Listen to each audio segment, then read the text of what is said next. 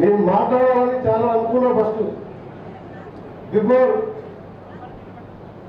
నాకంటే ముందు మాట్లాడిన మా ఎంపీ గారు మాట్లాడినప్పుడు నేను మాట్లాడి 4 విషయాలు చెప్పాలని యాక్చువల్గా అయ్యాలని నాకు వైరల్ ఫీవర్ ఉన్నా టీచర్స్ డే ఉంది కాబట్టి నేను రావడం జరిగింది.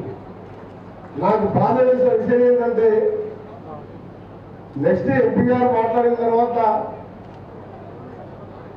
నేను మాట్లాడతాను తెలుసు మీరు 50% ఆఫ్ ది హాల్ డైనింగ్ హాల్లో ఉండరంటే మనందరం కూడా ఒకసారి ఆలోచించుకోవాలి. మనం ఏ పరిస్థితిలో ఉన్నాం, ఎట్లా ఆలోచిస్తున్నాం, మనం ఇవాళ ఏంటి టీచర్స్ డే అంటే ఏంటది మామూలు రోజా ఇది? గురు బ్రహ్మ గురు విష్ణు గురుదేవ మహేశ్వర గురు సాక్షాత్ పరబ్రహ్మ తస్మై శ్రీ గురువే నమః.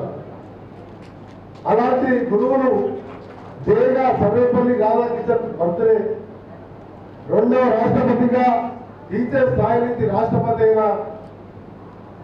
ఆయన బర్త్డే సందర్భంగా ఇలా దేశంలో ఎంతో మంది పేదవారిని పెద్దవారిని కార్పొరేట్ సమయంలో ఈ దేశాన్ని తీర్చిదిద్దడంలో గురువుల పాత్ర మరవలేదు. అలాంటి టీచర్స్ డే సందర్భంగా మీరు కూడా ఈ విధంగా చేయడం నాకు మాత్రం ఒక 5 నిమిషాలు మనసు బాగా అనిపించి నేను వెళ్ళిపోదామని చెప్పి అనుకున్న సమయంలో కలెక్టర్ గారిని రిక్వెస్ట్ చేసి ఆగడం జరిగింది. మనం ఒకసారి ఆలోచించుకోవాలి. మనం సార్ మీరేం అనుకోవద్దున్నాను. నేను నాకేంటంటే నా గురించి 30 ఏళ్ళుగా మీరు చూస్తున్నాను. ఏ విషయంలో ఒక మీదనే మాట్లాడతాను. నేను తెలంగాణ విషయంలో వచ్చే సొంత పార్టీని ఎదిరించి తెలంగాణ కోసం మీ అందరితో కలిసి నా మంత్రి పదవి కూడా వదిలిపెట్టుకున్నాను. ఈ పదవులు ముఖ్యం కాదు.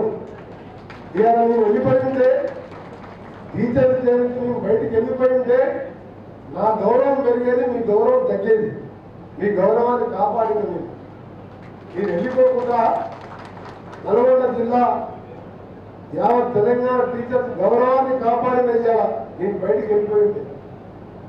మరోసారి ఎవరు కూడా పొరపాటు చేయకండి. మీరు పెద్దవాళ్ళు, మేధావులు, మీరేమైనా తప్పుగా మాట్లాడితే క్షమించండి.